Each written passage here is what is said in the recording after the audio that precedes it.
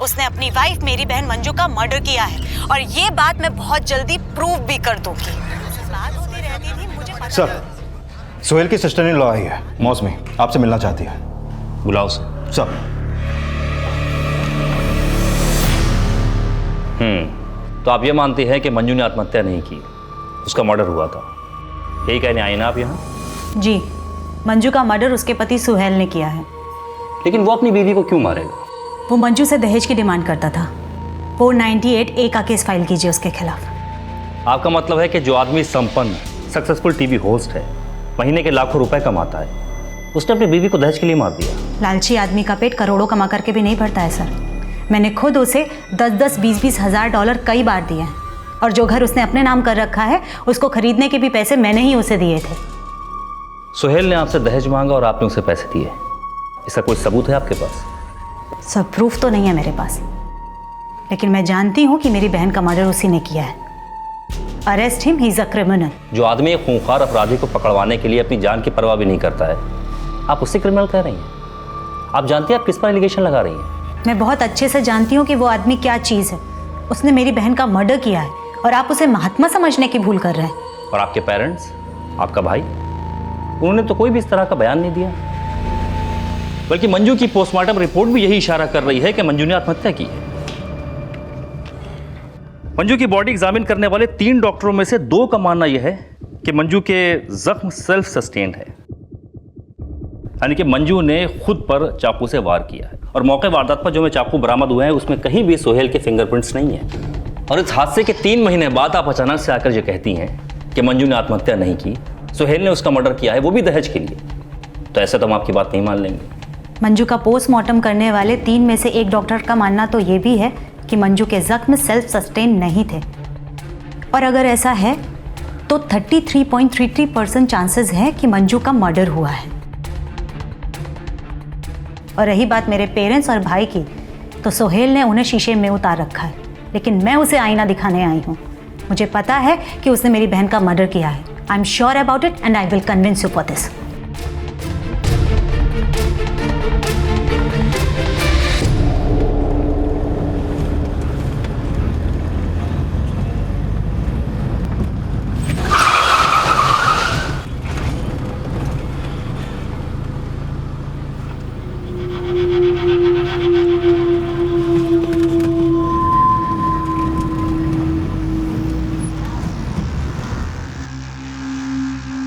Sir, मौसमी की बातों को आप नज़रअंदाज कर दीजिए। असल में मंजू को खोने का सदमा वो बर्दाश्त नहीं कर पा रही है, इसलिए उल्टा सीधा सोच रही है। लेकिन आपकी बेटी मौसमी मंजू के पति सोहेल पर मंजू के मर्डर का एलिगेशन लगा रही है। सर, मौसमी सोहेल जी से शुरू से ही चिढ़ती थी। लेकिन बेटा, मौसमी जो भी कह रही है वो ऐसे ही तो नहीं कह रही होगी ना। मेरे कहने का मतलब है कि एक बार उसकी बात सुन लेने में क्या हर्ज है? हर्ज है, वो बात का बतंगड़ बना रही है। चाहती क्या वो कि अन्य अपने बाप की परवरिश से भी महरूम हो जाए।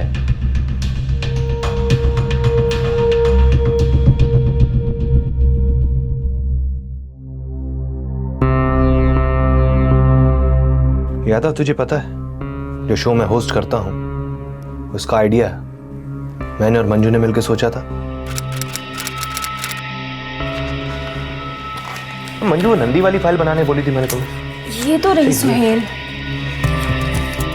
रेडी हो गई है? हाँ। हाँ? क्या हुआ? मंजू, क्या लगता है तुमको हम अपने मोस्ट वांटेड मिशन में सक्सेसफुल तो हो जाएंगे ना? सुहेल, जिन कामों को अच्छी नीयत से किया जाता है ना, उनमें सक्सेस जरूर मिलती है। अच्छा। मंजू, रेडी रेडी रेडी, बस बहुत हो गया, चलो अब कॉफी पियो, उसके बाद ही रिहर्सल करते। Come on. सुहेल, मुझसे नहीं होगा ये। तुमने लिखा है, तुम करो ना, तुम ज्यादा अच्छे से कर पाओगे। तुम मुझसे ज्यादा अच्छे से कर पाओगे। अरे थोड़ा मुश्किल है, मुझसे कुछ मुश्किल नहीं, तुम यहाँ पर आओ, इसको रख दो। अच्छा, एक सेकंड, वो हो गया। Just be confident, okay? अच्छा, आई विल ट्राई। ठीक है, good. Okay. Rolling and action. Hindustan के सबसे हैरत अंगेज शो मोस्ट वांटेड में मैं मंजू शामसी आपका खैर मकदम करती हूँ। इस शो के जरिए हम आपके साथ उन वांटेड क्रिमिनल्स की तलाश करेंगे जिन्हें हिंदुस्तान के तमाम राज्यों की पुलिस ढूंढ रही है। इस शो के पायलट में मंजू ने ही एंकरिंग की थी। सच में सर? ये तो मुझे भी नहीं पता था। पता तो मुझे भी नहीं था कि एक दिन मैं उसकी जगह ले लूंगा। सर छोटा मुंह बड़ी बात, पर ऊपर वाला सबकी ज़िंदगी पहले ही मुकर्रर कर देता है। पर जो एक दूसरे की जिंदगी की वजह हो, वो उन्हें अगर उनकी मौत की वजह बना दे तो नाइंसाफी होगी ना। नाइंसाफी तो मंजू के साथ हुई है, और जब तक मैं उसके हत्यारे को सलाखों के पीछे नहीं करवा देती, मुझे चैन नहीं मिलेगा। कहीं ये सब करके आप सुहेल से कोई खास चिड़ या कोई दुश्मनी तो नहीं निकाल रही है? चिढ़ और दुश्मनी तो उसने मंजू के साथ निकाली है सर। सुहेल और मंजू ने लव मैरिज की थी, और हमें अभी तक ऐसा कोई सबूत नहीं मिला है जो ये बात साफ कर सके कि मंजू अपनी शादी से खुश नहीं थी। अगर आप ये मान रहे हैं कि मंजू ने सुसाइड करी, तो आप ये क्यों नहीं समझ रहे हैं कि कोई इंसान खुशी खुशी सुसाइड नहीं करता है। उस सुहेल ने मंजू को सुसाइड करने के लिए इंस्टिगेट किया था। तो आपका मतलब है कि सुहेल ने उकसाया था मंजू को सुसाइड के लिए, लेकिन अभी तक आप ये कह रही थी कि मंजू का मर्डर हुआ था। कह तो मैं अब भी यही रही हूँ, लेकिन आप मान कहाँ रहे? लेकिन सिर्फ आपके कहने से तो नहीं मान लेंगे ना। आपकी तसल्ली के लिए मैं प्रूफ लेकर के आई हूँ। ये इंडिया से यूएस की टिकट है जो मैंने मंजू के लिए करवाई थी। वो सोहेल को छोड़कर मेरे पास यूएस आना चाहती थी, लेकिन उस रात सोहेल ने मुझे मंजू से फोन पर बात तक नहीं करने दी। मंजू यूएस नहीं आएगी दीदी, उसका दिमाग खराब हो गया है जो उसने आपसे टिकट बुक करवाई। माइंड योर लैंग्वेज सोहेल, मेरी बात करा मंजू से। आपको जो बोलना है ना मुझसे बोल दीजिए। दीदी मुझे आपके पास बुला लो प्लीज, मुझे इसके साथ नहीं रहना है। भैया को और पापा को भी इसने अपने बस में कर लिया है। दीदी दीदी प्लीज मुझे इसके साथ नहीं रहना है। Manju, Manju, hello hello.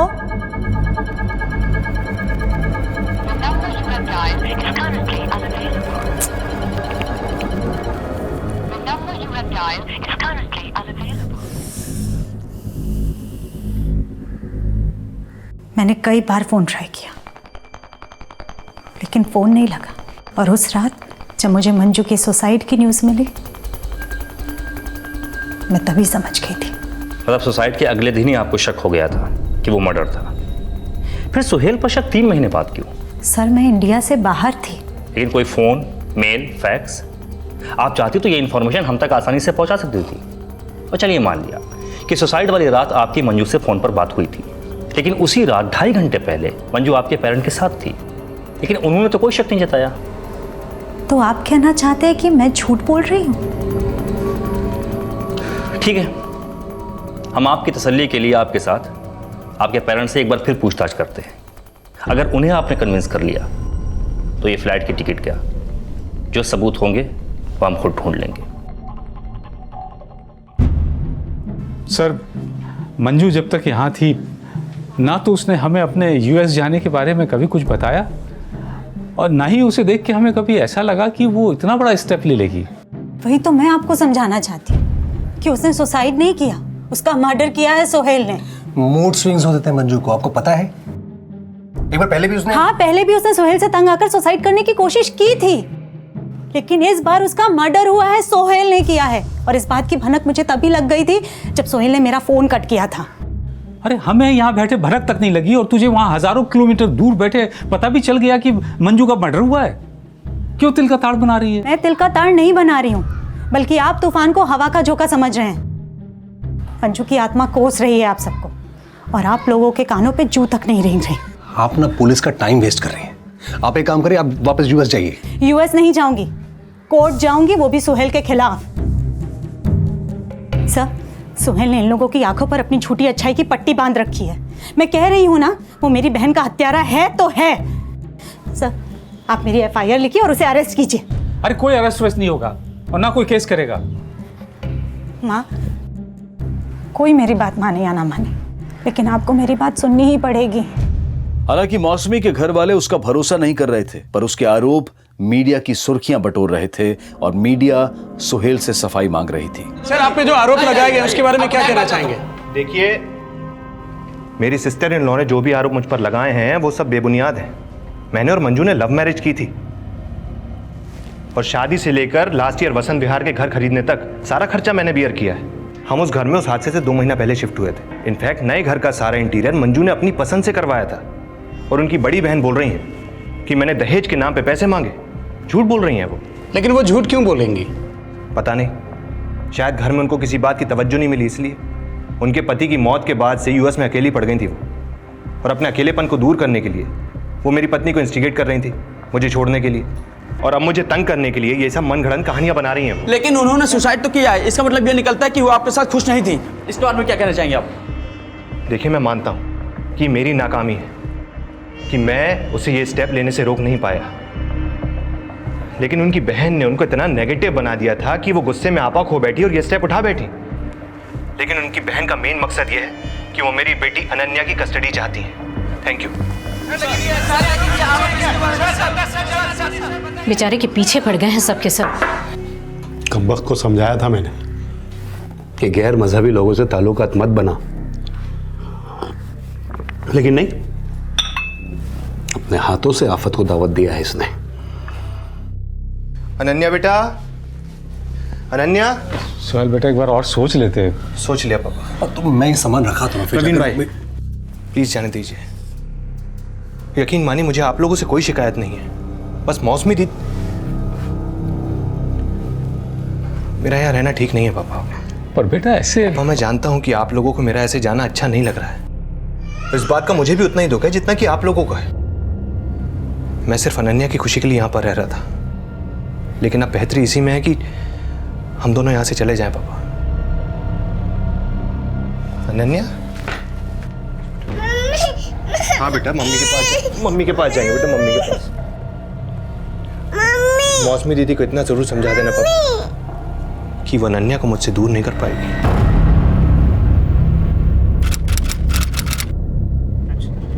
Are you sure हमारी पिटीशन फाइल होगी? I hope. सोहेल शमसी को अंदर जाने से अब कोई नहीं रोक पाएगा।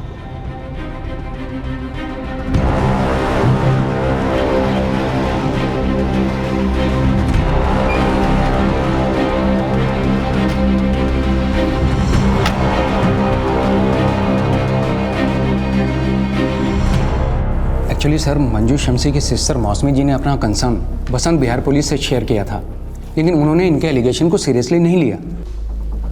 हाउ डू यू नो उन्होंने सीरियसली नहीं लिया, जबकि वसंत विहार पुलिस का इसके पीछे कंसर्न बिल्कुल जेन्युइन है। I know about the case. सब मैं वो।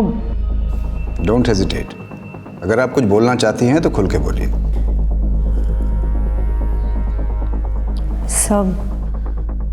सब मैं मानती हूँ कि मंजू ने लव मैरिज की थी, मगर शादी के बाद से ही दोनों का रिश्ता लगातार बिगड़ता जा रहा था। शादी के 2 साल बाद से ही सोहेल ने अपने रंग भी दिखाने शुरू कर दिए थे।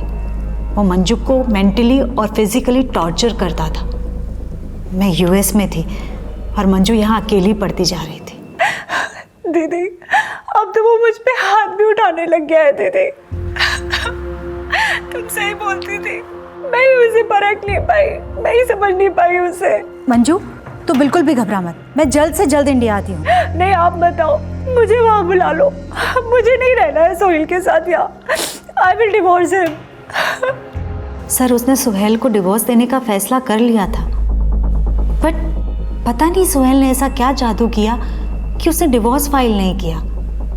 फिर 1 साल बाद पता चला कि सोहेल और मंजू सोहेल की फैमिली के साथ रहने लगे थे। अम्मी, आज रात को कब कबाब बनाती? आज शाम को बनाती हूँ।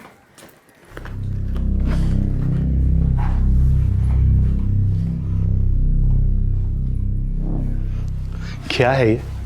हाँ, अरे अब घर की बहू है वो, कोई तौर तरीके सिखाओ घर के उसको। ऐसे खुले सर कोई बाहर जाता है क्या? अब्बू, भाभी जान को हम ही पसंद नहीं तो हमारे तौर तरीके कहाँ से पसंद आएंगे? ऐसा मैं नहीं, भाभी कह रही थी सोहेल भाई जान से। अच्छा रुखसाना, इसका मतलब तुम भैया भाभी की बातें छुप छुप के सुनती हो? बहू, अगर ऐसे तेवर तुम दिखाओगी ना तो खुश नहीं रह पाओगी यहाँ पर। जी बिल्कुल सही कहा आपने, मैं यहाँ पे बिल्कुल खुश नहीं हूँ। पता नहीं सोहेल मुझे यहाँ क्यों लेकर आ गया है। सोहेल हमारा बेटा है और उसे इतनी आसानी से नहीं छीनने देंगे तुम्हें हम लोग। आप गलत समझ रही हैं मुझे, मेरे कहने का मतलब वो नहीं था। आप सोहेल, प्लीज तुम कुछ बोलो ना, कुछ समझाओ ना। सर, सोहेल अपनी फैमिली की जातियां देख करके भी अनदेखा कर रहा था। मंजू यहाँ जो कुछ भी सह रही थी वो मुझे बर्दाश्त नहीं हो रहा था।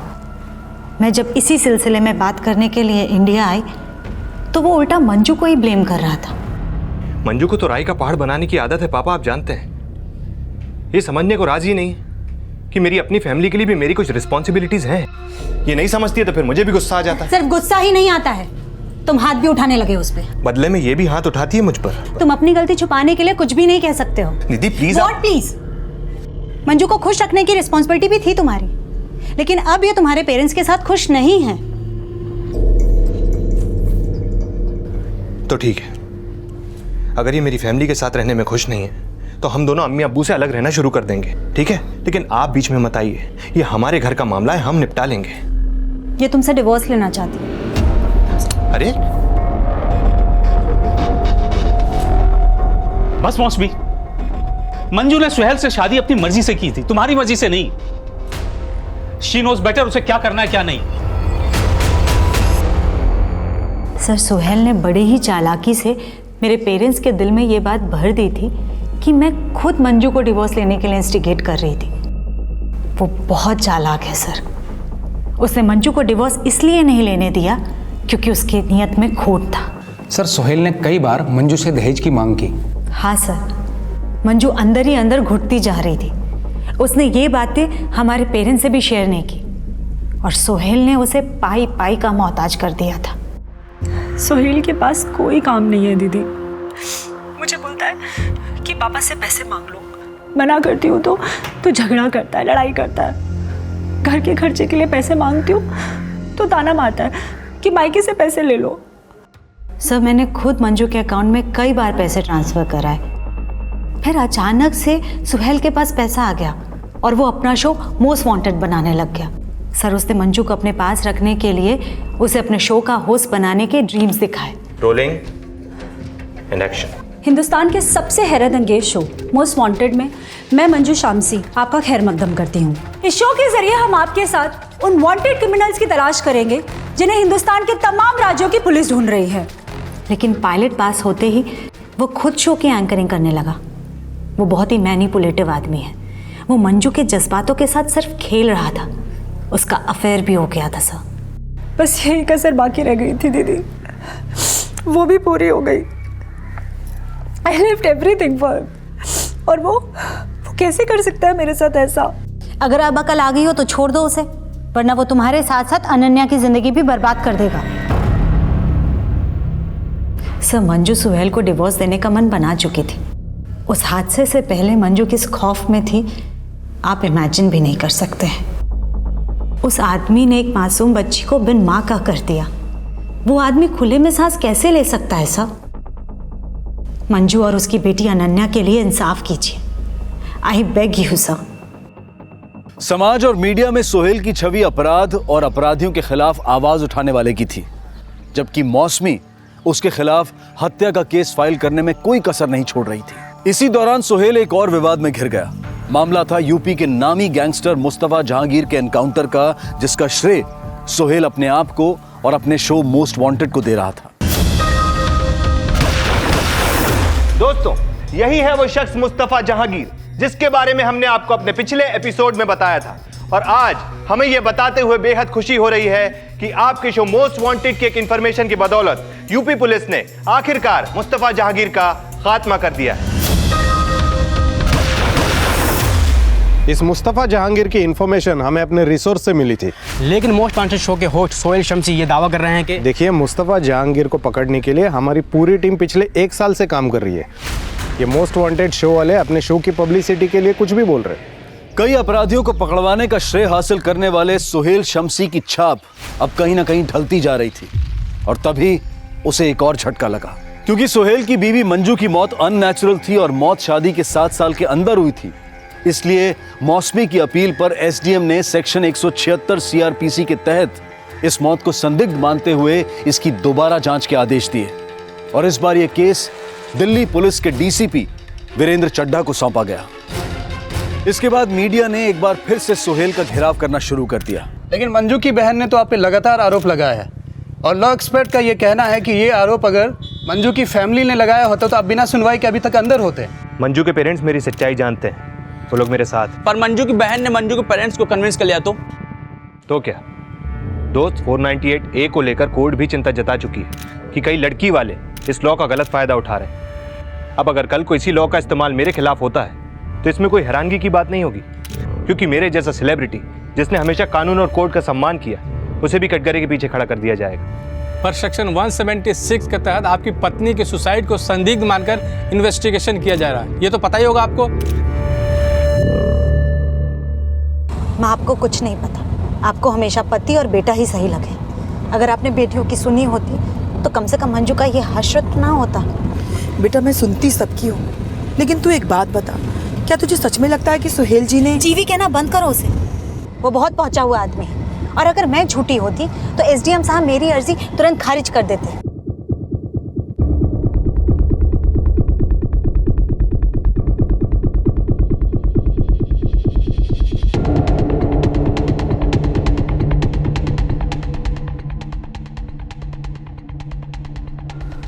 ये एयर टिकट आपने मंजू के संदिग्ध मौत के 3 दिन पहले बुक कराए थे, लेकिन हमने चेक करवाया था मंजू ने यूएस वीज़ा के लिए अप्लाई नहीं किया। सर वो अप्लाई करने वाली थी, लेकिन उससे पहले ही सोहेल ने उसे। तो आपका कहने का मतलब है कि सोहेल से वो तलाक चाहती थी, लेकिन उन्होंने तलाक फाइल नहीं किया था। सर क्योंकि सुहेल हमेशा उसे बहला फुसला करके रोक लेता था, लेकिन सच तो ये है कि ना वो सुहेल के साथ खुश थी और ना उसकी फैमिली के साथ। इनफैक्ट जब उसे सुहेल के अफेयर के बारे में पता चला तो वो सुहेल को छोड़ने का मन बना चुकी थी। मैंने जब अगस्त 99 में उसे ईद की विश देने के लिए फ़ोन किया था तो उसने फिर से मुझसे कहा था, ईद मुबारक मंजू। आपको भी दीदी। दीदी आपको पता है मुझे आज ईदी में क्या मिला? सोहेल को उस लड़की के साथ देखा मैंने दोबारा। सर सोहेल खुद बाहर अय्याशी कर रहा था और मंजू को अपने घर की चौखट के अंदर बंद करके रखना चाहता था। मैंने मंजू से कहा था कि वो मेरे पास यूएस आ जाए, डिवोर्स की फॉर्मेलिटीज़ के लिए हम बाद में अप्लाई कर देंगे। और मैंने जब मंजू के लिए टिकट खरीदा तो मुझे लगा मंजू ने वीज़ा के लिए अप्लाई किया होगा, लेकिन उसके बाद से मेरी मंजू से कोई बात नहीं हुई।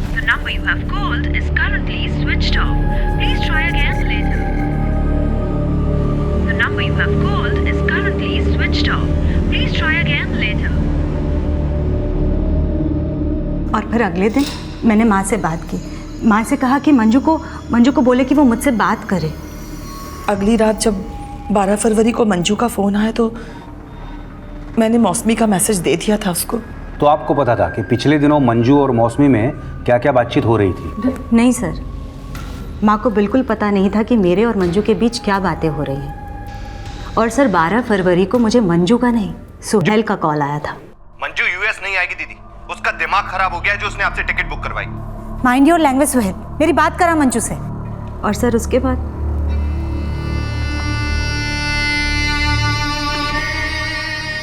सर कई दिनों तक तो मैं सदमे से बाहर ही नहीं निकल पाई। और जब मुझे पता चला कि मंजू की मौत को सुसाइड मान लिया गया है तब मैं खुद को रोक नहीं पाई।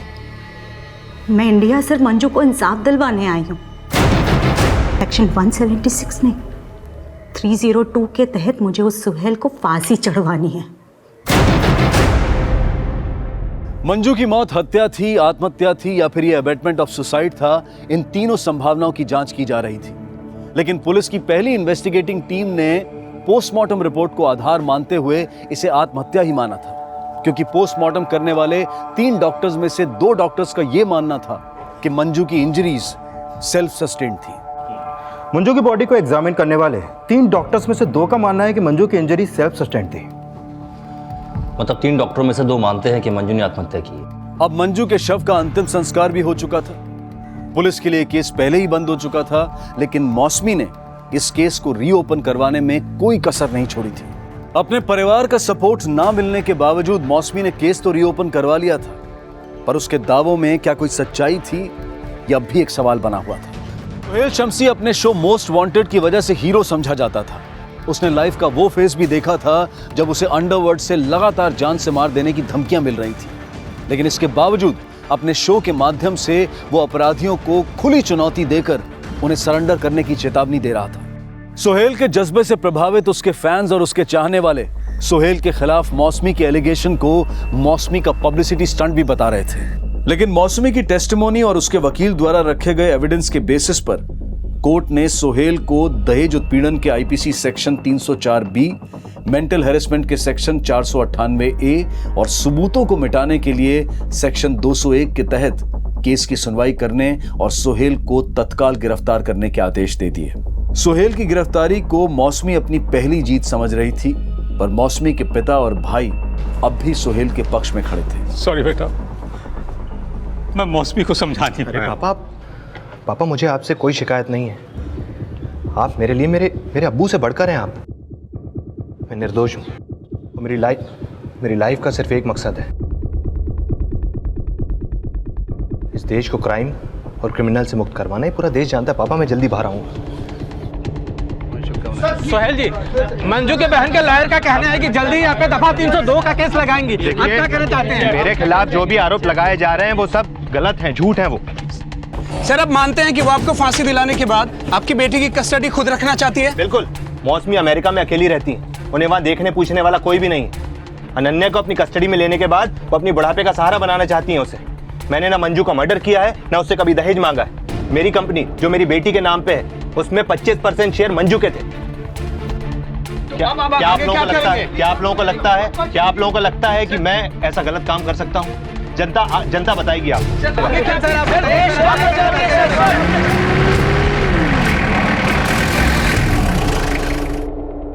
मौसमी, तू ये ठीक नहीं कर रही है। सुहेल सही कह रहा है, तू ये सब अनन्या की कस्टडी पाने के लिए कर रही है ना? मैं ये सब मंजू को इंसाफ दिलवाने के लिए कर रही हूँ पापा, और अम्मा भी मेरे साथ है। और पापा, अनन्या अब अपने माँ के हत्यारे के साथ कैसे रह सकती है? इसको पालने की जिम्मेदारी भी अब मैं ही उठाऊंगी।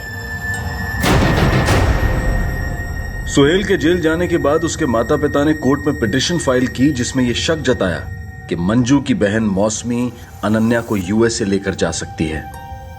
कोर्ट में सुनवाई के दौरान मौसमी ने अनन्या को अपने साथ रखने की इजाजत मांगी, लेकिन कोर्ट ने इस केस की सुनवाई तक मौसमी को अनन्या से मिलने की इजाजत तो दे दी, लेकिन उसे दिल्ली से बाहर ना ले जाने का आदेश भी सुनाया। सोहेल के वकील की लगातार कोशिशों के बाद आखिरकार जून 2001 में सोहेल को जमानत मिल गई, लेकिन सोहेल का पासपोर्ट जब्त कर लिया गया और उसे बिना कोर्ट को बताए दिल्ली से बाहर जाने की भी इजाजत नहीं थी। कोर्ट ने उसे गवाहों और सबूतों को नुकसान ना पहुंचाने का भी आदेश दिया। अनन्या, चलो बेटा घर चलो। अरे कहाँ लेके जा रहे हैं बच्ची को आप? मैं बाप हूं अनन्या का, और इसे अपने साथ रखने का हक मुझे है। मौसमी को नहीं, बता देना उसको। अरे ठीक है, जब मौसमी आएगी तब बात कर लेना, अभी आप बच्ची को नहीं ले सकते। हटिए आप यहाँ से। जी, ये अनन्या के पिता हैं, इनको पूरा हक है बच्ची को अपने साथ रखने का। ले चलो बेटे।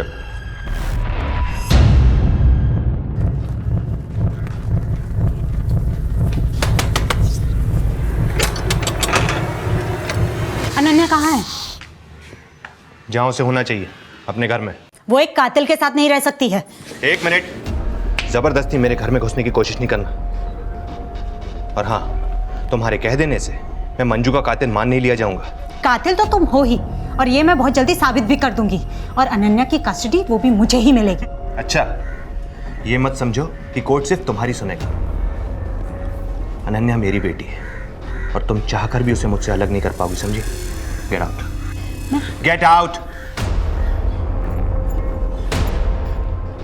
सोहेल अनन्या का पिता था और उसकी शिकायत पर कोर्ट में इस इशू पर फिर से सुनवाई की गई। मौसमी जी ने मेरे घर में आकर मुझे धमकी दी थी कि अनन्या की कस्टडी किसी भी हाल में हासिल करके ही रहेंगी। पर अनन्या तो मेरी बेटी है सर, उस पर यह कैसे हक जता सकती है? मंजू की बहन और उसकी मदर अनन्या को यूं जबरदस्ती नहीं ले जा सकते। अगर उन्हें बच्ची की कस्टडी चाहिए तो उन्हें लीगल तरीके से लेनी चाहिए। नेक्स्ट टाइम अगर उन्होंने बच्ची को जबरदस्ती ले जाने की कोशिश की तो उन पर कानूनी कार्रवाई की जाएगी।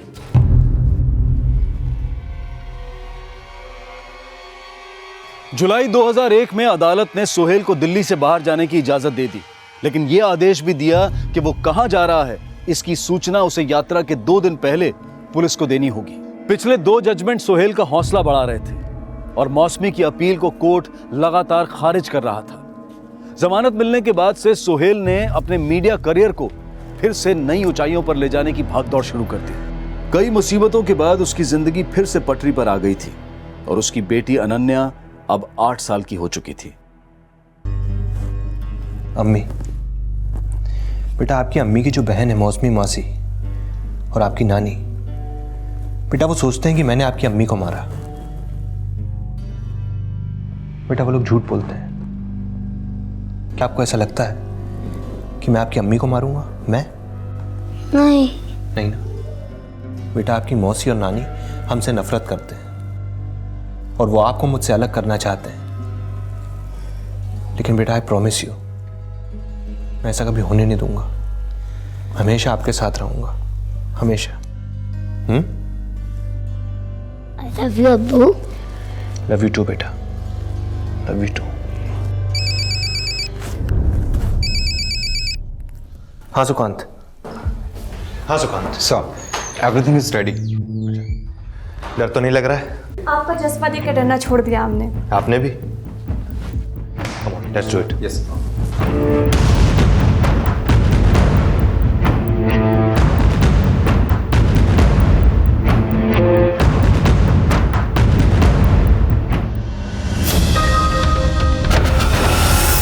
ये फिल्म इंडस्ट्री के वो मशहूर चेहरे हैं जिन्हें आपने बड़ी बड़ी फिल्मों में देखा होगा, लेकिन इनका असली चेहरा अब आप देख ही रहे हैं कि ये कैसे भोली भाली मासूम लड़कियों को हीरोइन बनाने का झांसा देकर इनके शोषण की शर्तें रख रहे हैं। आपने जिन एक्टर्स का स्टिंग किया है उनका कहना है कि वो सब आपके साजिश के शिकार हुए हैं और उनका यह भी कहना है कि आप भी दूध के धुले नहीं है क्योंकि आप पर खुद अपनी ही पत्नी के मर्डर का आरोप लगा है। लेकिन मुझ पर कोई आरोप साबित नहीं हुआ, पर उन एक्टर्स की असलियत सभी लोग उन वीडियो क्लिप्स में देख चुके हैं। देखिए, मैंने हमेशा क्राइम के खिलाफ आवाज उठाई है, तो ऐसे झूठे और बेबुनियाद आरोप मेरी इमेज को कभी दागदार नहीं कर पाएंगे। Thank you for coming. Sir लेकिन कोई बेबुनियाद आरोप कैसे लगाएगा सर? 2005 में फिल्म्स और टीवी के कुछ नामी चेहरों को एक्सपोज करके सोहेल शम्सी एक बार फिर से सुर्खियों में छा रहा था। अपनी खोई हुई पहचान को वापस हासिल करने के लिए वो ऑन कैमरा कई ऐसे काम कर रहा था जो उसे लगातार सुर्खियां दे रहे थे। इसी दौरान सोहेल ने एक ऐसी फिल्म स्क्रिप्ट लिखी जिसमें उसने दहेज कानून का गलत फायदा उठाने वालों के खिलाफ आवाज उठाने की कोशिश की। वहीं मंजू की बहन मौसमी ने भी हार नहीं मानी और उसने 2005 में फिर से सोहेल के खिलाफ आईपीसी की धारा 302 के तहत सुनवाई करने की अपील कोर्ट में की, लेकिन मौसमी को सफलता नहीं मिली और 2010 में भी ऐसा हुआ। Thank you for coming. Sir लेकिन कोई बेबुनियाद आरोप कैसे लगाएगा सर? मौसमी ने इस केस में कोर्ट से दोबारा अपील की। 2005, 2010 और 2014 में लगातार मौसमी के प्रयास को देखते हुए कोर्ट ने एक बार फिर से मंजू की मौत को संदिग्ध मानकर एक नए सिरे से उसकी जांच करने के आदेश दे दिए और इस बार यह केस दिल्ली के डीसीपी श्रीनिवास शुक्ला को सौंपा गया।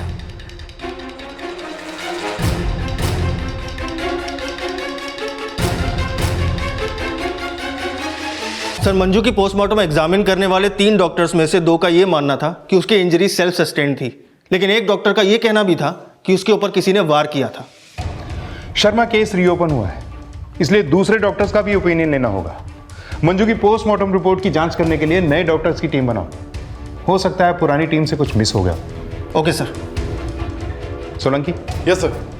मंजू की बड़ी बहन, नाम क्या उसका? सर मौसमी। नहीं, मौसमी की बात नहीं कर रहा हूं, उससे बड़ी भी एक बहन है। सर स्नेहा, लेकिन हादसे के वक्त वो दुबई में थी। सोलंकी, मंजू केस में हर इंसान का स्टेटमेंट लिया गया है, लेकिन इसकी बहन स्नेहा, उसने अपना स्टेटमेंट फैक्स किया था। कभी भी फिजिकली वो सामने नहीं आई ये बयान देने के लिए। I want to talk to her personally. बुलाओ उसे। Okay sir.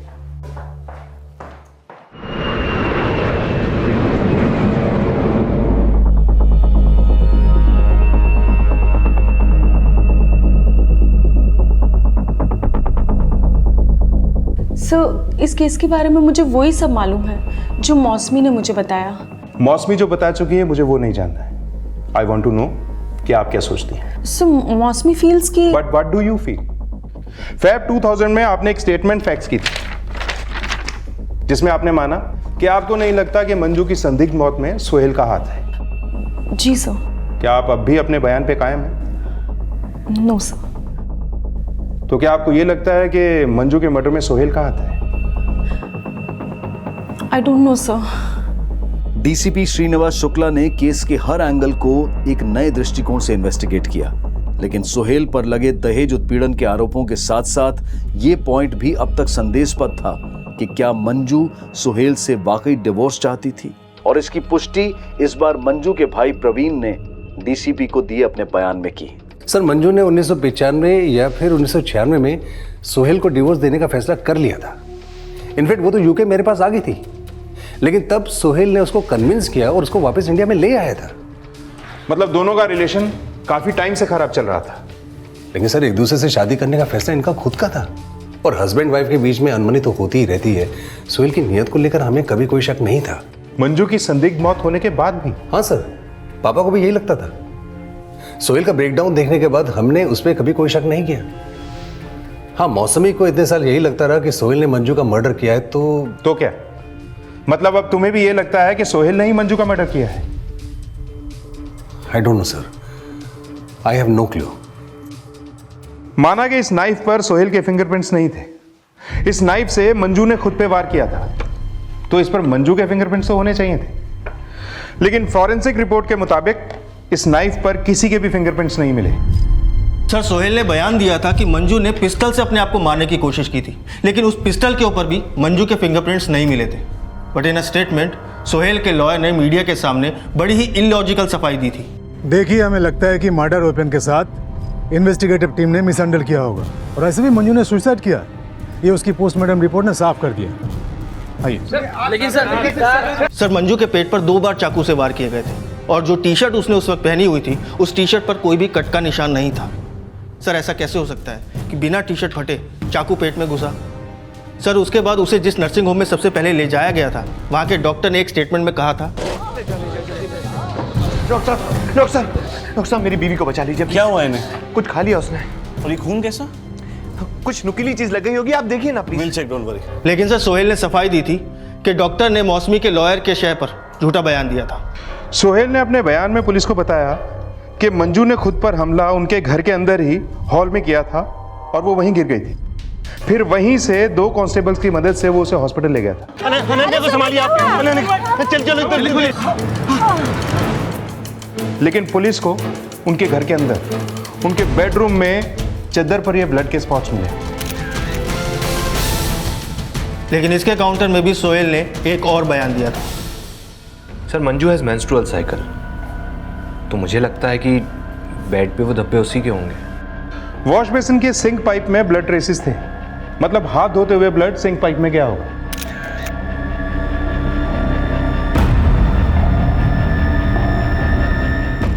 सर, पिछली इन्वेस्टिगेशन टीम ने अपनी क्लोजर रिपोर्ट शायद पोस्टमार्टम रिपोर्ट के बेसिस पे तैयार की, इसलिए ये माना गया कि मंजू ने सुसाइड किया। पोस्टमार्टम रिपोर्ट में यह भी मेंशन है कि मंजू के हाथ पे खरोच के निशान भी थे, और इसे भी बड़ी स्मार्टली काउंटर किया गया था। हाँ सर, जब मैं मंजू से पिस्टल छीनने की कोशिश कर रहा था, उस वक्त उसके हाथ पे खरोंच आई थी। अगर पिस्टल को लेके छीना झपटी हुई थी तो पिस्टल पर किसी के उंगलियों के निशान तो होने चाहिए थे, लेकिन पिस्टल पर दोनों में से किसी के भी उंगलियों के निशान नहीं थे। नई पोस्टमार्टम रिपोर्ट का इंतजार करते हैं, उसी से सब क्लियर होगा।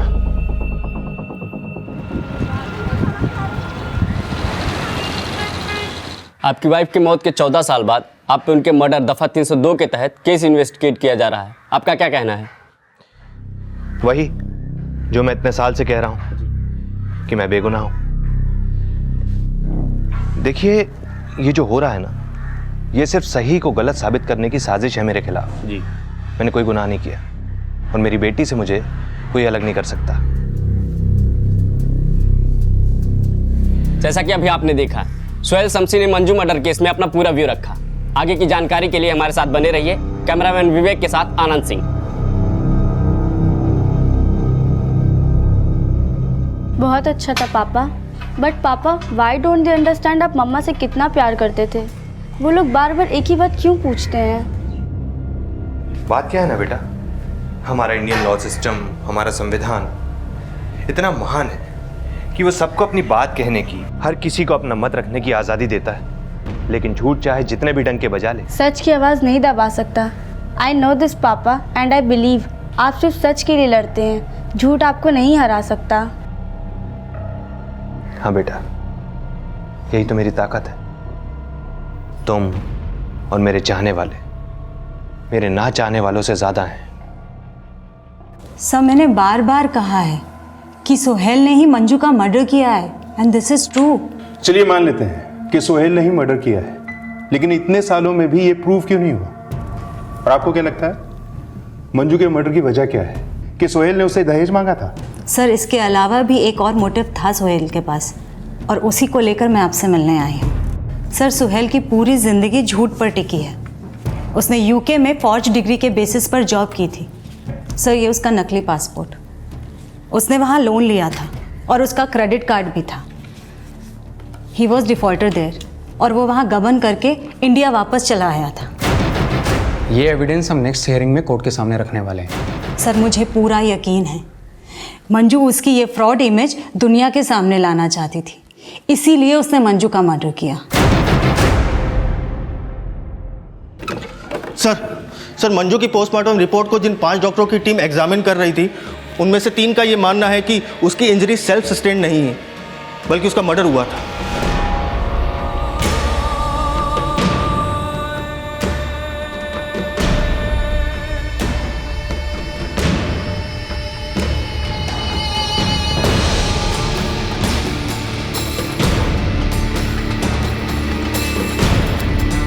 मंजू की मौत के बाद 17 साल की लंबी सुनवाई के बाद आखिरकार कोर्ट ने सोहेल के खिलाफ अपना फैसला सुना दिया।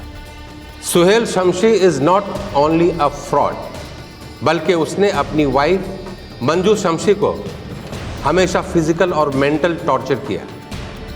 पब्लिक की नज़र में सुहेल शमशी ने हमेशा अपनी इमेज कानून की रक्षा करने वालों की बनानी चाहिए, लेकिन खुद अपनी पत्नी की हत्या कर उसे सुसाइड साबित करने के लिए कोर्ट को गुमराह किया। This court finds him guilty under IPC section 302। Sir मैं क्या मैं बेगुनाह हूं, मैंने मंजू को नहीं मारा। I challenge the verdict in high court.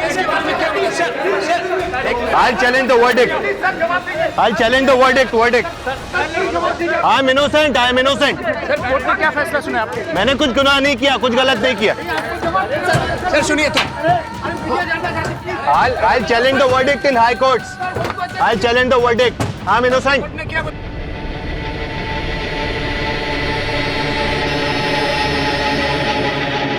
अदालत अपना फैसला सबूतों और गवाहों के आधार पर करती है, लेकिन 12 फरवरी 2000 की रात को सोहेल के घर के बंद दरवाजों के पीछे क्या हुआ था, इसका सच सिर्फ सोहेल जानता है। सोहेल ने इस वर्डिक्ट के खिलाफ दोबारा अपील करने की बात कही है, जिसमें यह माना गया है कि सोहेल ने ही अपनी पत्नी की हत्या की थी। और अगर सोहेल ने हत्या की थी तो आखिर ऐसा क्या हुआ था जिसने अपराध के खिलाफ आवाज उठाने वाले एक शख्स को अपनी ही पत्नी का हत्यारा बना दिया था। कहते हैं कि बुरे से बुरे इंसान में भी कोई ना कोई अच्छाई और अच्छे से अच्छे इंसान में भी कोई ना कोई बुराई जरूर होती है। यह हम पर निर्भर करता है कि हम अच्छाइयों की ऊंचाइयों की तरफ बढ़ रहे हैं या फिर बुराइयों की गर्त में गिर रहे हैं। देखते हैं हमारे आज के एपिसोड की दूसरी कहानी। आज के बाद मारे को धमकी दी ना, फोड़ दूंगी उसने। हिम्मत कैसे हुई तारी? क्या बोला? अनाथ अनाथ कोनी सू मैं? अरे अकेले ही काफी हो तुम सबके लिए। और जब अपनी माँ का दूध पिया है ना तो उसके गोद में बैठा रहे। अरे चाटनी हो, जान देने से ना डरो।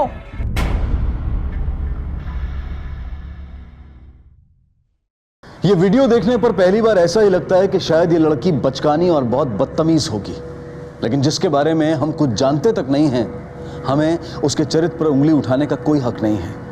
और आखिर ऐसी क्या वजह रही होगी जो इस लड़की को ऐसा वीडियो बनाने की नौबत आई।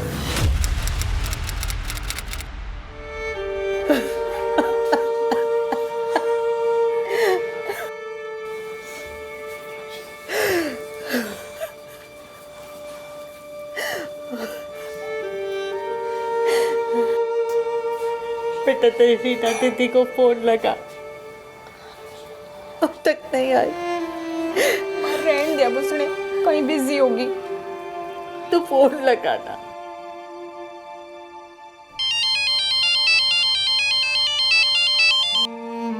हेलो हेलो दीदी, तू तू आ रही है ना? के करने तने पता है ना कि मारे घर में मुसीबत कम ना है, और वैसे भी आज इनकी मम्मी को डॉक्टर के पास लेके जाना है। पर दीदी थारे को पता था ना आज पापा का चौथा है। तो क्या करूं मैं? घर छोड़ के आ जाओ के? देख रागिनी, तू भी समझ ले, अब माँ ने भी समझा दे कि तारे घर के प्रॉब्लम अब तने ही संभालने होंगे। ठीक से।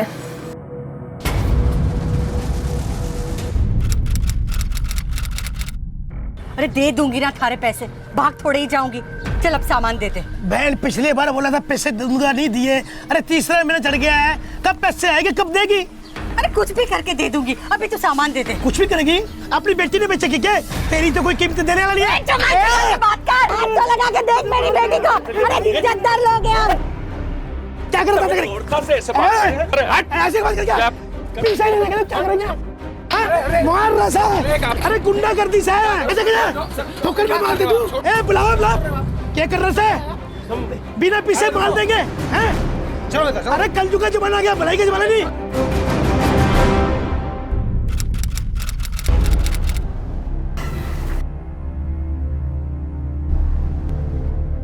रागिनी, रागिनी बेटा कहाँ रह गई थी तू?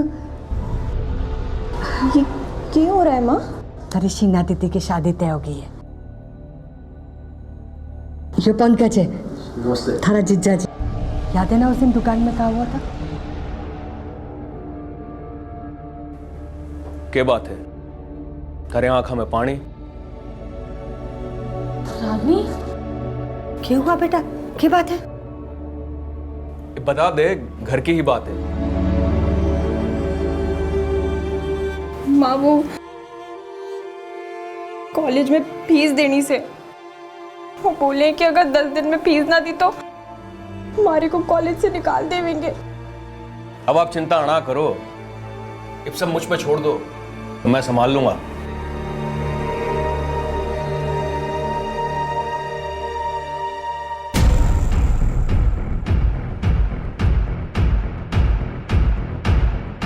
बात बता, पंकज कैसा आदमी है?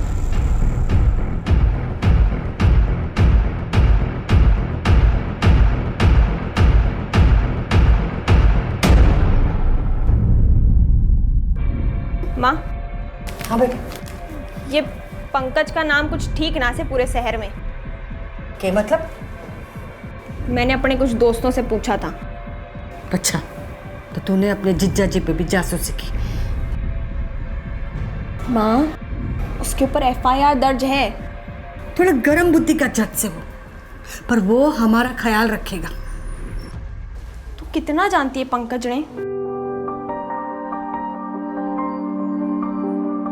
सच में खुश है ना? हाँ, मैं तो खुश हूँ, लेकिन अगर मेरी छोटी रागिनी खुश नहीं होवेगी तो शादी में मजा नहीं आवेगा। ले, जब तू खुश है तो मैं भी खुश हूँ। हाँ, चल आजा।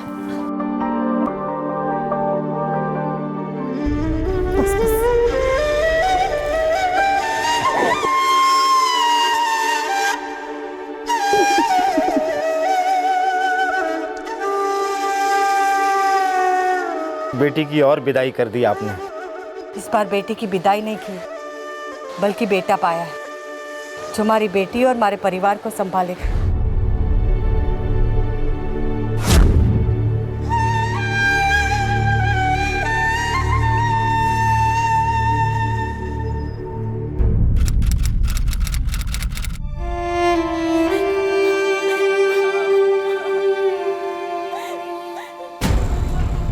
मैंने तो पहले ही कहा था, हम जानते भी ना थे इस पंकज ने।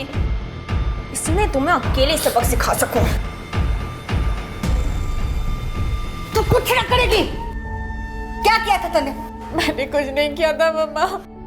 अरे हालत देख इसकी। देख बेटा, पति है वो थारा, और हम सबका ख्याल रखे से वो। अरे हर पति पत्नी में झगड़ा हुआ है, ऐसे घर छोड़ के आने का क्या मतलब?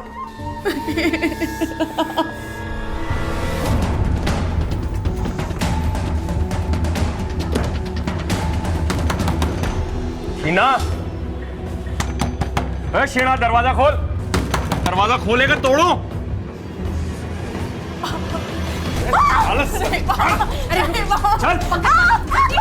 मत कैसे हुए घर से बाहर निकलने की, कहाँ पैर चालन लागे थारा। दीदी हट परे। दीदी ना कर इसके साथ। हट। दीदी चला गाड़ी चला। दीदी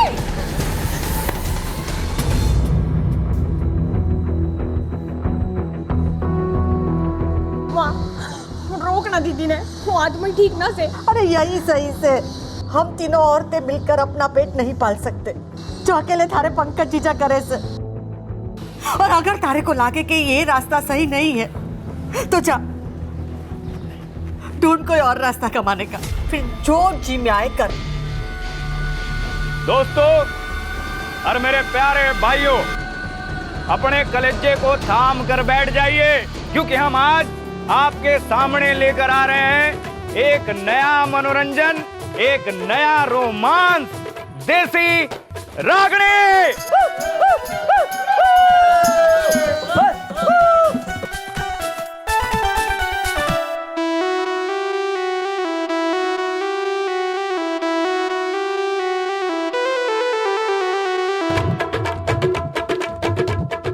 अरे क्या हो रहा है यो? अरे भैया मैडम डांस कर दिखावेगी। ओ मैडम मैं आऊं के ऊपर है। ओए ठंडी हो गई क्या? छोड़िए जल्दी कर रहा। रागनी तो क्या हो गया? पब्लिक पागल हो रही है। हटाओ इसने, हटाओ। अरे किसने उठा लाया? हमारा इसका। अरे क्या ने उठा लाया तू? अरे दीपा ने बुलाना, दीपा ने।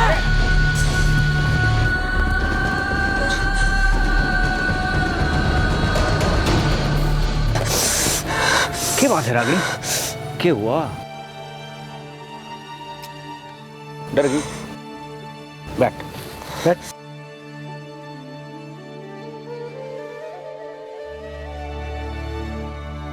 क्या हुआ? देख रागिनी, पहली बार है, थोड़ी मुश्किल होती है। देख मैं तेरे से जबरदस्ती नहीं कर रहा, लेकिन यही सही मौका है अपने आप को साबित करने का और पैसे कमाने का। समझ गई? ये भीड़ है रागनी, कुछ ना इनमें, इतना सा भी दमना इनमें कितने छू सके। बस तन्ने अपने अंदर के डर को खाना पड़ेगा, वरना ये सारे ना तन्ने खा जाएंगे।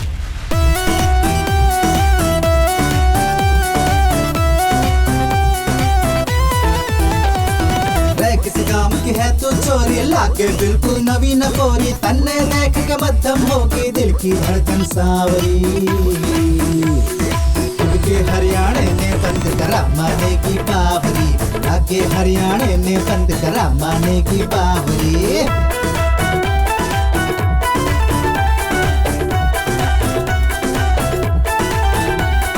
नखरा चोखा है तेरा रानी, अब खावे है फुल सैतानी। नखरा चोखा है तेरा रागनी, ये ले तेरी कमाई। एक बात बोलूं रागनी, कुछ ही महीनों में तैने पूरे हरियाणा में धमाका कर दिया है। क्या करेगी इतने पैसे का? है ये तो तेरी जरूरत से भी ज्यादा है। इतनी बार ना माँ के लिए स्कूटी खरीदेंगे।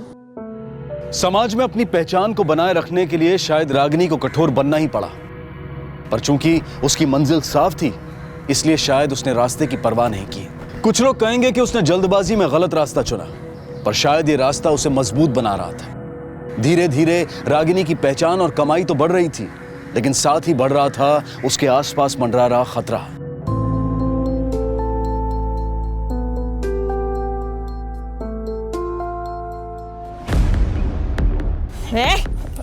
अंदर कैसे आ गया रे? मैं खोल लूंगा कुर्ता तेरा। देख गुस्सा नहीं करा करते मानस। अरे मैं तो तेरी मदद करूँ सू। मदद करेगा रे? अरे ए सॉरी, चढ़ जा। मैं सिर्फ देखने की मौजूद, हाथ लगाने की नहीं। बावली हो रही है तो हटा इसने। अरे बात होगी हैं? अरे चल निकल बैठ के भाई। इसे दे दे। कहाँ से घुस गया यूं शराब भी हैं?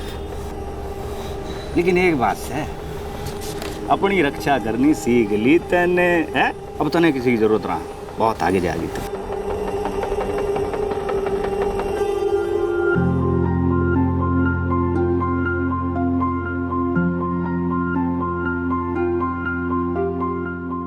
तू ये देख मैं तेरे लिए क्या क्या लेकर आई हूँ। ये क्या है? सामान है तेरे लिए। चल अब एक काम करते हैं, एक फोटो लेते हैं बढ़िया सी सामान के साथ। हाँ चल आ जा, उठा उठा सामान उठा। हाँ चल अब मैं आती हूँ, ठीक है?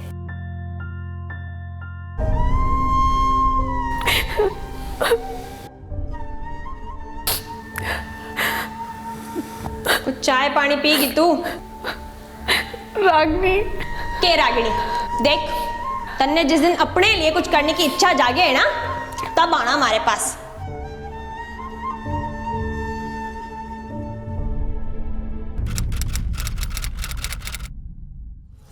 तू यहाँ क्या कर रही है? मेरा प्रोग्राम से है। अरे ओ, मैं यहाँ हवा खान नहीं आई हूँ, बुलाया गया मैंने गाड़ी भिजवा के। और तू कौन सी सेठानी लागे जो मारे सवाल जवाब करे? क्या लड़ रही है तू इन सब पे? क्या मिलेगा इससे? अरे वहाँ जनता तेरा इंतजार करी, तैयार हो जा। चल चल छोड़ इन सब ने। तन्ने तो मैं देख लूंगा रागिनी, याद रखेगी तू। अरे तू याद रख ले कि कौन ज्यादा फेमस है। और हाँ, धमकी देने के बारे में सोचना भी मत।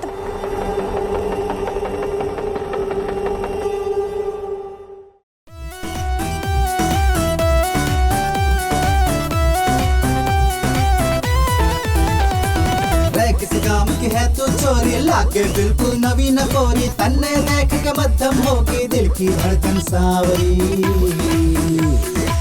के हरियाणे ने बंद करा माने की पावरी, लाके हरियाणे ने बंद। वाह, माइंड ब्लोइंग, जबरदस्त, शानदार। अब तो आपको हमारी रैली की शान बढ़ानी ही होगी। अपनी रेशमी लचक थोड़ी हम पर भी तो बरसाओ ना। हाँ साहब बिल्कुल, आपकी रैली में तो शामिल होना हमारा सौभाग्य होगा। बाकी पैसे वैसे की बात बाद में कर लेंगे, जैसे आप कहें। नमस्कार। क्या रागिनी, नेताजी से? मैं इसकी रैली में नहीं नाचूंगी, मुन्नी आदमी बिल्कुल पसंद ना से। बड़ा ऑर्डर है।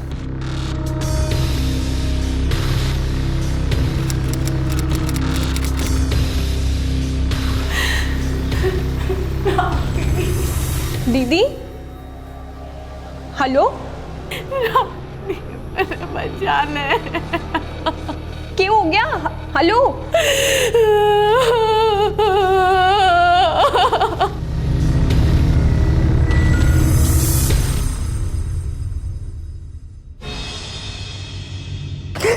संभल के बेटा, संभल के।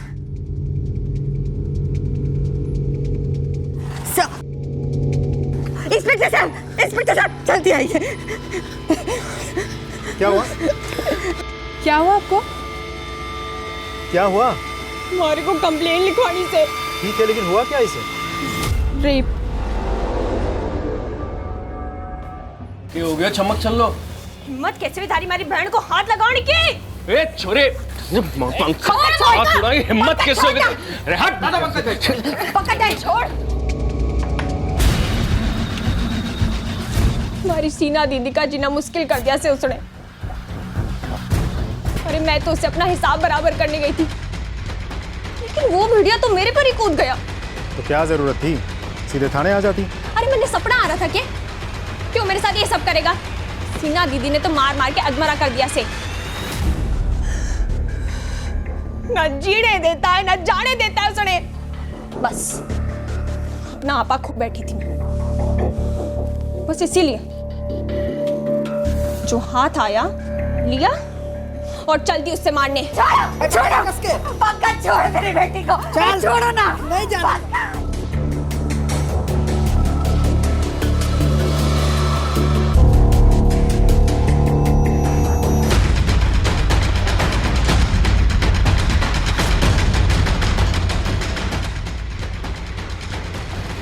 चल चल। क्या हो गया? गाड़ी में बिठा इसको। अरे के चाल रहे सब? तू बताएगा के चाल रहे? अरे थारी हिम्मत कैसे हुई मुझे ऐसे लाने की? ज्यादा हीरो मत बन इंस्पेक्टर। भाई नितेश। जी सर। बलात्कार में कौन सी धारा लगे? बलात्कार में 376 और 7 साल की कैद होगा उसमें ना? जी सर। और घरेलू इंसान है? घरेलू इंसान चल तू रहने दे, इसने मालूम होगा। क्यों भाई? ओह, तो महारानी पहुंच गई आप तक अपने लटके झटके लेके। लगता है तूने उसके लटके झटके का स्वाद खूब चाख रखा है। अब हमारे भी झटके और फटके का स्वाद चख ले। साहब, घटिया औरत से वो, तुम उसकी बातें सुनने लग रहे हो। अरे पूरे हरियाणा और दिल्ली ने नचा चुकी है। पुराना पेशा है ये उसका। मैंने तो उसको हाथ भी नहीं लगाया। वो ही जबरदस्ती मेरी बीवी के दिमाग में जहर भरे से, वो चाहती नहीं हम दोनों साथ रहे। पूरे मोहल्ले में डॉन बने फिरे से कर दिया होगा कांड किसी ने, और मेरे मत्थे मर रही है। ऐसी लड़कियों को मैं मुंह भी नहीं लगाता। क्यों? तेरे मुंह में कीड़े लड़ रहे हैं? सच क्या है खुद ब खुद सामने आ लेगा, और तब तक तू हमारी कस्टडी में और खातिरदारी में है।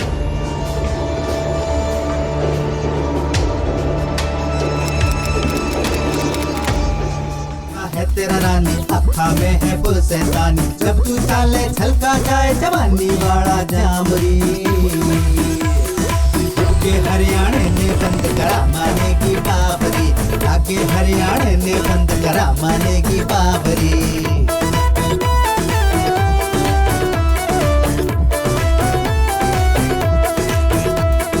अन्ने खबर न के तू करती पैरा नीचे। शशांक जी, बड़ा अच्छा कार्यक्रम हुआ आपका, बड़ी खुशी हुई मन ने। पर क्या है ना, अगर आप थोड़ा काम किसानों के लिए भी करोगे ना तो और खुशी होगी हमने। अब भी हर महीने कितने किसान आत्महत्या करें, और आप यहाँ बैठ के डांस प्रोग्राम देखे हो, ये आपको शोभा नहीं देता। अगर किसान मरने लग गए तो सब खाएंगे क्या? मरने तो लागे है। सारे किसानों ने मिलके ना एक मुहिम छेड़नी चाहिए, तभी इन नेताओं की आंखें खुलेंगी। अरे बहुत समय हो गया सोते सोते, कब तक सोएंगे?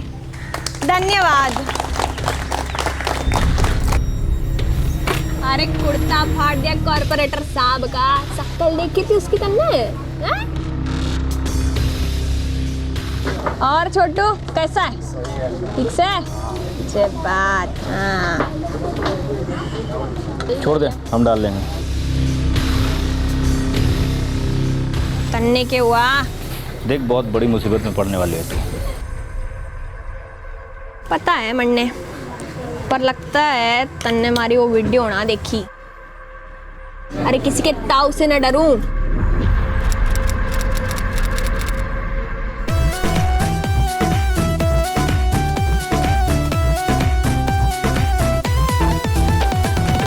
किसी गांव की है तू चोरी, लागे बिल्कुल नवी न कोरी, तन्ने देख के मध्यम होगी दिल की धड़कन सावरी। के हरियाणे ने बंद करा माने की बाबरी, आगे हरियाणा। क्या हो गया? तेरे जीजा को देर मिल गई। सब मेरी गलती से है। रागनी सही कह रही थी, वो लड़का सही लड़का ना से है। मन्ने माफ कर दो माँ, मन्ने गलती हो गई। ये बांसु बाणे से कोई फायदा ना से दीदी, बस तुझे सतर्क रहना होगा। मन्ने पूरा भरोसा है कि वो चुप तो ना बैठेगा, लेकिन तू चिंता ना कर, मैं उसने देख लूंगी।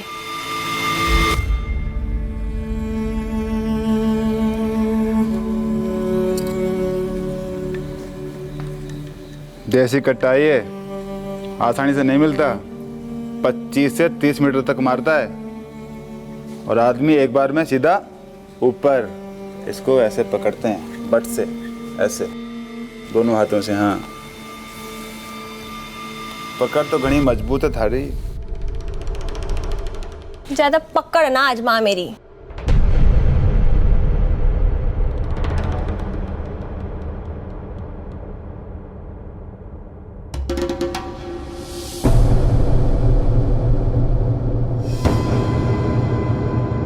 जमीन पे कब्जा हुआ कि नहीं? इसके मालिक को उठा के ला। उसका बाप नहीं मान रहा है। तो लेके आओ उसके बाप को मेरे पास शाम को।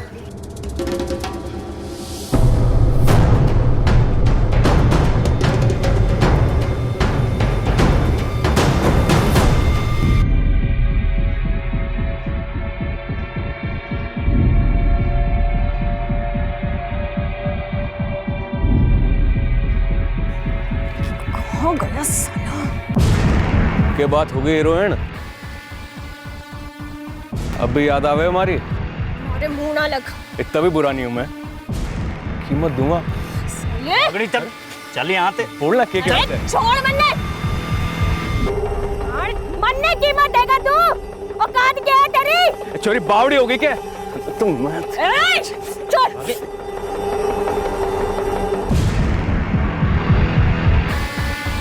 छोड़।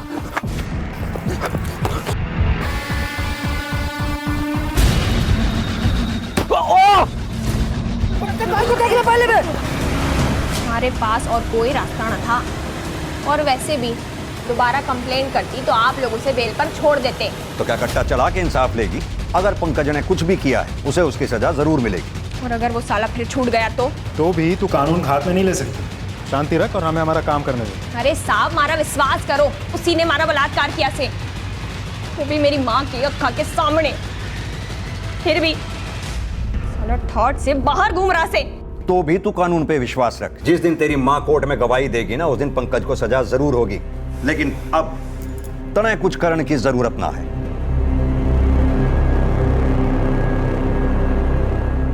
पुरुष प्रधान दुनिया में अपने पैर जमाते जमाते रागिनी धीरे धीरे जुर्म की दुनिया की तरफ भी बढ़ रही थी। खतरनाक लोगों से लड़ते लड़ते उसने कानून को भी अपने हाथों में ले लिया था। शायद वो ये सब कुछ अपने आप को मजबूत बनाए रखने के लिए कर रही थी, लेकिन गलत रास्ता तो हमेशा गलत ही होता है। और जब एक बार आप जुर्म के साए में आ जाते हैं तो उसका खामियाजा भी भुगतना पड़ता है। उसे उम्मीद थी कि उसकी मां की गवाही के बाद पंकज को उसके किए की सजा जरूर मिलेगी, लेकिन रागिनी हार मानने को तैयार नहीं थी। मार दिया, मार दिया, मार दिया, मार दिया। किसे मार दिया? हमारी माँ को हमारी अक्का के सामने मार दिया। लेकिन किसने मारा? पंकज ने मार दिया।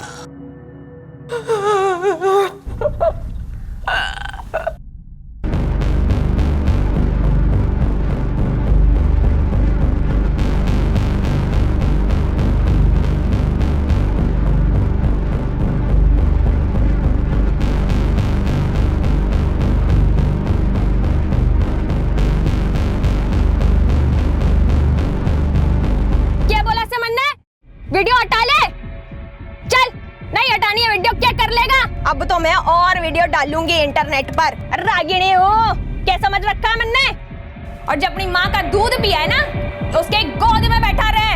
मन ने तो पहले ही कहा था, जटनी से टकराए हो ना, आ जाओ सामने और एक एक का नाम ना ऑनलाइन डालूंगी सबका।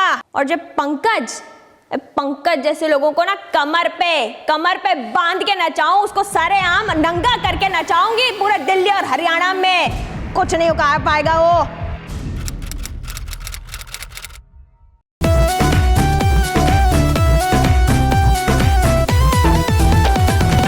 किस गाम की है तू चोरी, लागे बिल्कुल नवी न कोरी, तन्ने देख के मध्यम होगी दिल की धड़कन सावरी। शशांक जी से जाके बोल दो, अरे बहुत नचा लिया रागिनी ने, अब आपकी भागने की बारी आ गई से। और जे कोई सोचे है ना स्टेज से भगा देवेंगे, जाके बोल दो, एक एक की लंगोट खोल के जाऊंगी।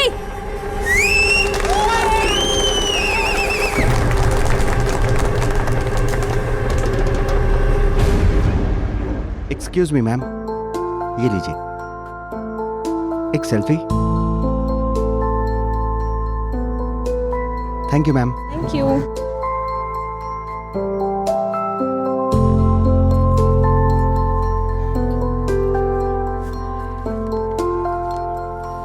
Hello ma'am. मैम, मैं आपकी बहुत बड़ी फैन हूँ ma'am. One selfie please ma'am. हाँ हाँ।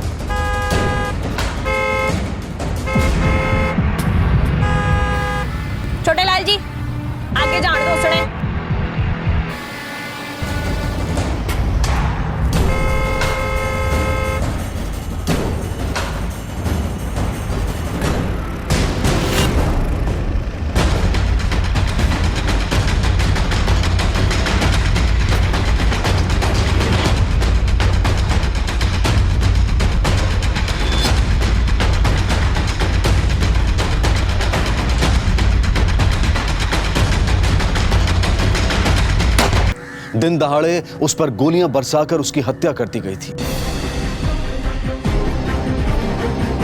लेकिन सबूत और गवाह दूर दूर तक नजर नहीं आ रहे थे और पुलिस के लिए ये केस दिन ब दिन उलझता ही जा रहा था। सर 5 दिन पहले मैं दीदी से सोशल मीडिया में मिली सर। मैं उसका काम संभालता था सर। मैं साल भर पहले से उसकी गाड़ी चला रहा हूँ। दीदी मुझे अपने बारे में सब बता रही थी। जबकि रैली वगैरह में तो सब कुछ ठीक था। उन लोगों ने चेहरे पर कपड़ा बांधा हुआ था, इसलिए हमें चेहरा दिखाई नहीं दिया। आप लोगों को किसी पे कोई शक है?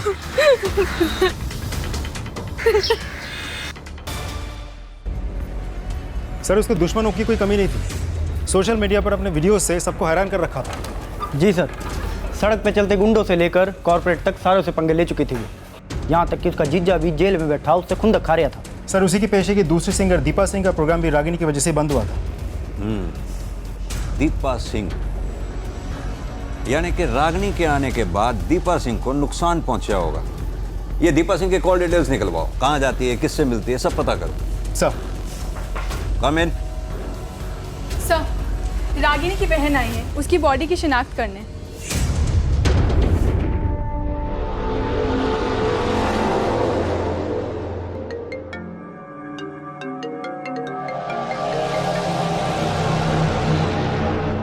दीदी के है?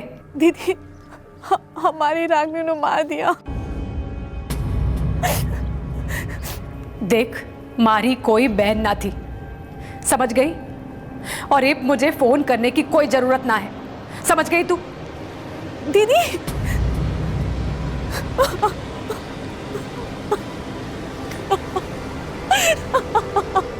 मुझे उससे क्या दिक्कत हो सकती है साहब? मेरा प्रोग्राम भी उतना ही फेमस है और वो भी उससे पहले से। अच्छा, लेकिन रागिनी ने तो एक वीडियो में तुम दोनों का भी नाम लिया था। सर जी वो तो बावड़ी थी, किसका नाम नहीं लिया था उसने? बेवजह उस नेताजी के भी पीछे पड़ गई। बेवजह कुछ भी नहीं था, दिन दहाड़े गोली चली गई थी उस पर और उसके दुश्मनों की कोई कमी नहीं थी। और एक बात याद रखना, अगर हमें आगे चल के पता चले ना कि धमकाने में तू भी शामिल था तो उठा के अंदर कर दूंगा, मार मार के ना तेरी सारी चर्बी उतार दूंगा मैं एक दिन में। सर धमकाया तो मैंने भी था उसे, लेकिन सिर्फ डराने के लिए धमकाया था, हमारा और कोई इरादा नहीं था। साहब मैंने खुद ही कबूल किया कि मैंने रागिनी को धमकी दी थी, और किस बात के लिए मैंने पकड़ के रखा है? एहसान किया हम पे, आरती उतारे तेरी इस बात की। देख भाई, तने रागिनी ने धमकी दी, और वो सिर्फ धमकी थी या फिर? मैंने रागिनी को कुछ ना किया साहब, और जिस तरह उस छोरी ने हम सबकी बैंड बजा के रखी थी, हमारा तो धंधा ही खतरे में पड़ गया था साहब। तो तू मानता है कि वो तेरी दुश्मन थी? दुश्मन ना थी सर जी, कंपटीशन थी। असली दुश्मन तो नेताजी शशांक था, असली पंगा तो उसी के साथ लिया था उसने। मतलब क्या है तेरा? एक दिन नेताजी शशांक हमें मिलने आए थे। अरे हमारा रास्ता कैसे देख लिया नेताजी? आपकी नई शान रागिनी कुछ फीकी पड़ गई लागे से। जिस तरह से वो आगे बढ़ रही है ना, उसका रंग तो अपने आप ही उड़ जाएगा। फीका होने का तो मौका ही नहीं मिलेगा। वैसे तुम्हारे जैसे रंग तो कोई और चढ़ा ही नहीं सकता। जितना गुस्सा था उनमें, मने तो तभी लग रहा था कि उनका कोई और इरादा है। इरादा तो मने भी तेरा कोई ठीक ना लगे। आप मुझसे सवाल क्यों कर रहे हो? नेताजी, हम पुलिस वालों का काम ही है सवाल पूछना। इस बात की तो तनख्वाह लेते हैं हम। देखो, मैं कई बार कह चुका हूँ कि भाई ये नाचने गाने वालियों से डरता नहीं हूँ। अच्छा, अब बिल्कुल नहीं डरते। उस दिन प्रोग्राम में क्यों डर गए थे आप? वो गर्म खून है, जोश आ गया था, लेकिन डरा नहीं था मैं। वैसे भी जिस तरह से वो सोशल साइट पर लोगों को गालियां देकर दुश्मनी मोल ले रही थी, उससे तो लग रहा था कि कुछ ही दिनों में उसकी दुकान बंद हो जाएगी।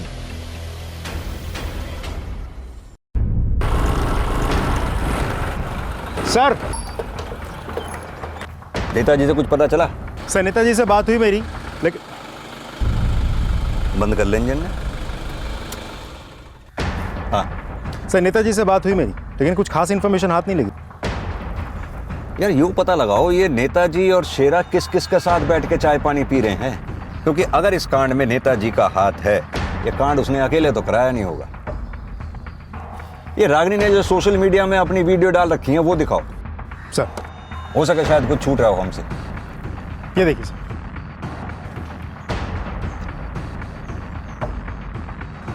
भाई पंकज इतना बड़ा आदमी नहीं है कि जेल में बैठ के अकेले इतना बड़ा कांड करवा दे। बैठो। रागनी के घर चलते हैं, उसकी बहन से ही कुछ पता चली जाए।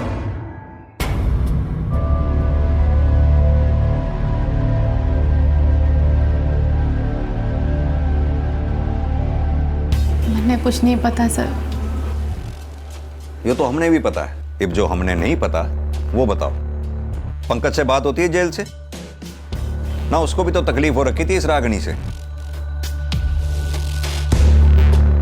देख छोरी, तेरा हो लिया अब सब कुछ खत्म। अब कुछ डरने की जरूरत ना है। सब सच सच बता दे। सच में सर, मन्ने माफ करो, मन्ने कुछ नहीं पता। रागनी थारे वास्ते खड़ी हुई थी, पूरी दुनिया से दुश्मनी मोल दे रखी थी तेरी खातर। कि तेरी बारी है रागनी के लिए खड़ा होने की, बस एक बार, बाकी हम पे छोड़ दे। छोरी कुछ तो छुपा रही है। भाई नितेश, कुछ नहीं, बहुत कुछ छुपा रही है। ये शीना के फोन रिकॉर्ड्स निकलवाओ। सारे के सारे गलत नंबर ही लग रहे हैं इस बार। सही नंबर कोई लग ही नहीं रहा। जनाब पंकज से बात करें? हाँ भाई, उससे भी आईएलओ करनी पड़ेगी। चलो।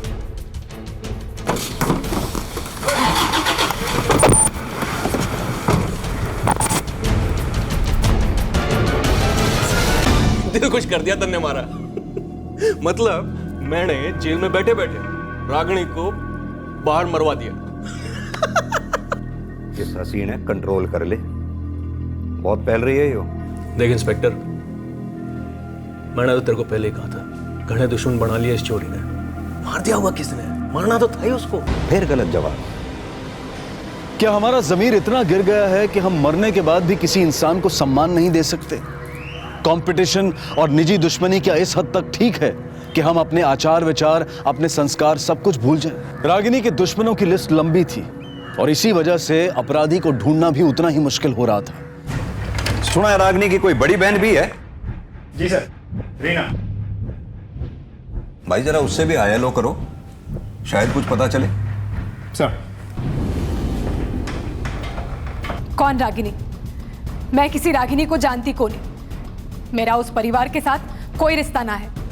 देखिए, उसी की हत्या के बारे में हम देखिए, मैं इस बारे में कोई बात ना करना चाहूं। आप लोग जाओ यहां से प्लीज।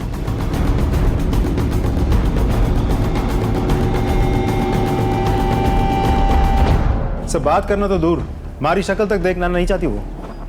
इतना गुस्सा? भाई नितेश, यो भी तो हो सका है कि उसी ने अपनी बहन को मारा हो। सर लगता तो नहीं है। मैंने उसके और उसके पति के सारे कॉल डिटेल्स चेक करवाए, सब क्लीन। तो फिर कौन है जो अभी तक हमारी नजरों से छूटा पड़ा है?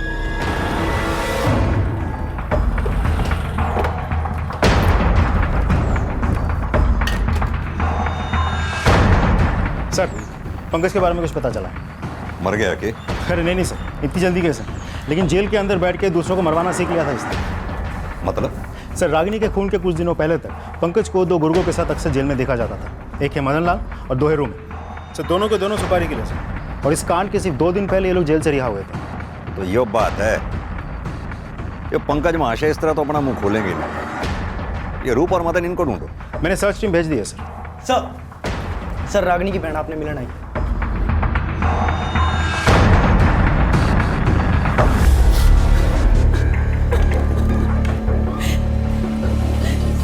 हमारे बच्चे की रक्षा करनी होगी, वरना वो मार देगा सर मेरे बच्चे को।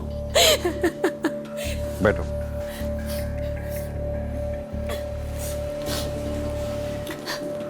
आप चिंता ना करो, आप दोनों की सुरक्षा की जिम्मेदारी हमारी है। जो कुछ भी कहना चाहती हो साफ साफ कहो। सर, रागिनी के खून से 2 दिन पहले मेरे पति पंकज का फोन आया था।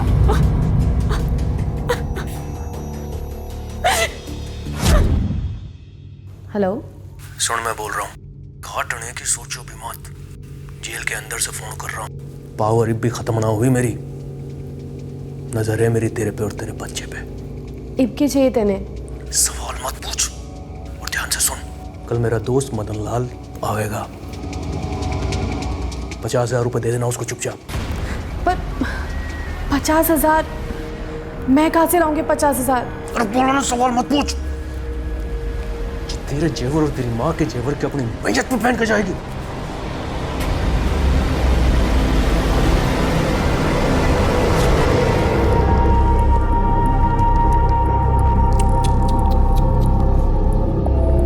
भाई नितेश, क्या हाल बना रखा है इसका? कितना सुंदर लग रहा है हीरो। भाई मौर्य, फोटो तो निकाल जरा इसकी।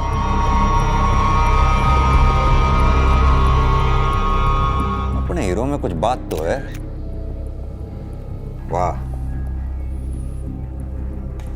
ले भाई, अपना ये खूबसूरत चेहरा देख ले, शायद दोबारा ये खूबसूरत चेहरा देखने को ना मिले। क्या बकवास कर रहा है इंस्पेक्टर? बकवास ये है साहब कि आपका दोस्त है ना, क्या नाम है नितेश उसका? मदन लाल। मदन लाल, वो अब हमारे पत्ते चढ़ गया है। नाम तो सुने ही होगा उसका। और क्या है कि मदन लाल की याददाश्त तेरी याददाश्त से कुछ ज्यादा ही तेज है। सब कुछ उगल दिया है उसने। शीना की भी पहचान कर ली है। जेल में सौदा, 50,000 रुपए, सब। और चौंकाने वाली बात यह है कि रागिनी जाते जाते शीना में हिम्मत भर गई और शीना ने भी तेरे खिलाफ गवाही दे दी। उस बेचारी ने क्या पता था कि वो अपनी बहन की सुपारी दे रही है। अच्छी कहानी पढ़ाई तन्ने।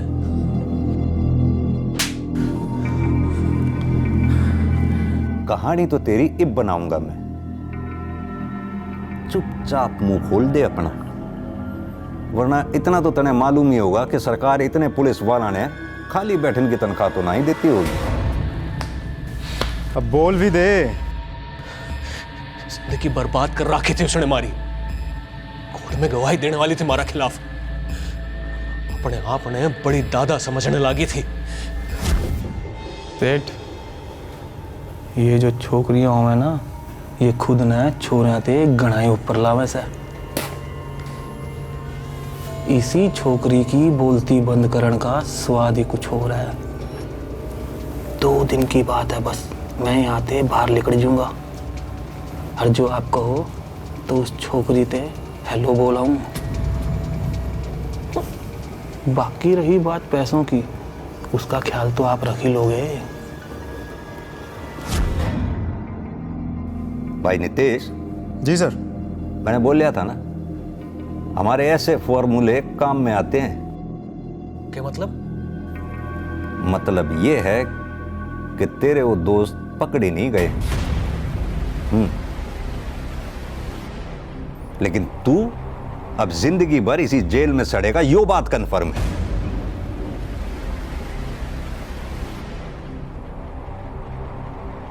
और सुन, पुलिस इंस्पेक्टर हूं, तेरे बाप का नौकर ना हूं जो तू तड़ाक करके बात करे है मुझसे, समझा? हीरो। झूठ बोल के गवाही ली है हमारी, तो कोर्ट में सब बोल दूंगा। छोड़ूंगा नहीं किसी को, छोड़ूंगा नहीं। जिन दोनों गुंडों ने रागिनी पर गोलियां चलाई वो अब भी फरार हैं। लेकिन पंकज अब अपनी सारी जिंदगी जेल की सलाखों के पीछे काटेगा। हमें उन लोगों से तकलीफ होती है जो हमारी अपनी बनाई हुई सोच में फिट नहीं बैठते हैं। लेकिन रागिनी को इन सब बातों की कोई परवाह नहीं थी। अपने परिवार की जिम्मेदारी ने उसे कठोर बना दिया था। उसका तरीका शायद थोड़ा सख्त था, लेकिन उसके लिए उसने जो कीमत चुकाई वो उससे कहीं ज्यादा थी। रागिनी की जिंदगी की लड़ाई इस देश में लगभग हर लड़की की लड़ाई जैसी है। इस पुरुष प्रधान समाज में आज भी औरत अपना अस्तित्व ढूंढ रही है और ये हमारा फर्ज बनता है कि हम सबका समान आदर और सम्मान करें। इसी विचार के साथ अब मैं अनूप सोनी आपसे विदा लेता हूं। फिर मुलाकात होगी अगले एपिसोड में एक और चौंका देने वाले केस के साथ। तब तक अपना और अपने परिवार का ख्याल रखें और देखते रहें क्राइम पेट्रोल डायल 100। सबक एक को सीख हम सबको। जय हिंद। इस तरह के और भी एपिसोड देखने के लिए हमारे चैनल को सब्सक्राइब करें और बेल आइकन दबाना ना भूलें।